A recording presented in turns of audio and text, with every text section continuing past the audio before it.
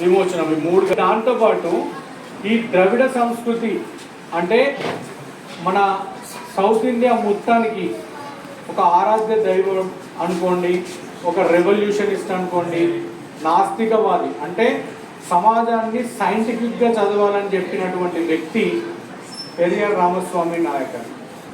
అయితే ఆ నాయకర్ అని తీసేసింది, ఎందుకంటే ఆ తోక కులం పేరు అన్నట్టు. కులాలు లేని సమాజాన్ని నిర్మించేందుకు నా పేరు పెరియార్ రామస్వామి అనే పెట్టుకున్నాడు. నాయకర్ అనే తోకని తీసేసింది. అంత గొప్ప మేధావి, తత్వవేత్త, రాజకీయ నాయకుడు. ఇప్పుడు తమిళనాడులో ఉన్నటువంటి రాజకీయాలు కూడా నడుస్తున్నటువంటి పార్టీలన్నీ కూడా ఆయన పెట్టినటువంటి ఆలోచన విధానాలతో నడుస్తున్నటువంటి పార్టీలు. ఇప్పుడు దాదాపు స్వతంత్రం వచ్చి 75 ఏళ్ళు దాటింది కదా, అప్పటి నుండి ఇప్పటి వరకు ఆయన ఆలోచనతో ఉన్న పార్టీలే అక్కడ ప్రభుత్వాలను ఏర్పాటు చేసి నడుస్తున్నాయి అన్నట్టు. సో వారిది ఇవాళ జయంతి కార్యక్రమం కాబట్టి దీనికి ముఖ్య అతిథులుగా విచ్చేసినటువంటి దిల్కర్ సింగ్ అన్న ఒకసారి గట్టిగా చెప్పకూడదు.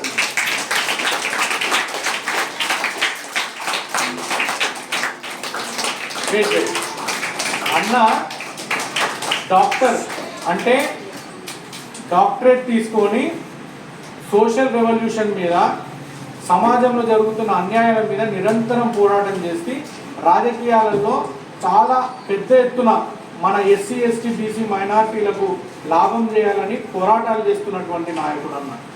ఇవాళ బీసీకే పార్టీకి మన తెలంగాణ రాష్ట్రానికి అధ్యక్షుడు ఆయన. తమిళనాడులో వాళ్లకు 2 ఎంపీలు 6 ఎమ్మెల్యేలు ఉన్నారు. అంత పెద్ద పార్టీకి ఇక్కడ తెలంగాణ రాష్ట్రంలో రాష్ట్ర అధ్యక్షునిగా అన్న బాధ్యత వహిస్తున్నాడు. కొండ్రో నరసింహరావు అన్న వచ్చేసి రైల్వే జేఏసీ ఉంది కదా, రైల్వే జేఏసీకి అన్న బాధ్యుడు. అక్కడ ఏం చేస్తున్నాడు, మనకు రైల్వే కోచ్ ఫ్యాక్టరీ రావాలని ఉండే కాజీపేటకి. అది వస్తే దాదాపు మన ఇక్కడ వరంగల్ ఉన్న చాలా మందికి ఉద్యోగాలు వస్తాయి. కానీ అది రాకుండా మోడీ ఇక్కడికి వచ్చిన దాన్ని తీసుకుపోయి గుజరాత్లో పెట్టాడు.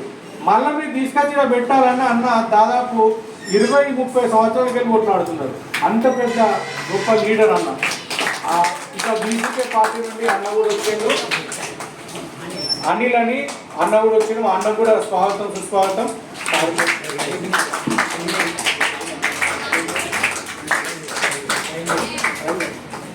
సార్ ఎబినేజర్ సార్ కూడా వచ్చిండ్రు, వారికి కూడా స్వాగతం సుస్వాగతం. ఇప్పుడు పెరియార్ రామస్వామి గురించి అన్న ఒక 2 మినిట్స్ చెప్తారు, ఓకేనా?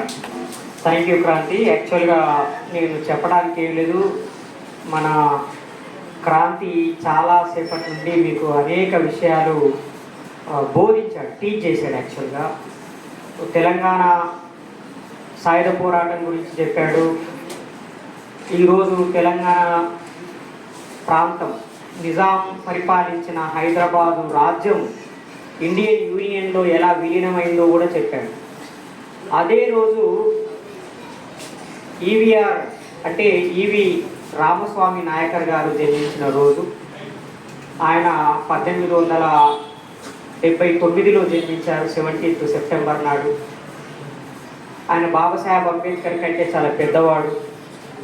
ఈ దేశంలో ఉన్న చాలామంది స్వతంత్రం కోసం పోరాటం చేసిన నాయకుల్లో చాలా గొప్ప పేరున్నటువంటి వ్యక్తి. ఈ దేశానికి జాతిపిత అని చెప్పబడే గాంధీ గారికి చాలా సన్నిహితుడు. గాంధీ గారితో కలిసి పనిచేశాడు, నెహ్రూ గారితో కలిసి పనిచేశాడు.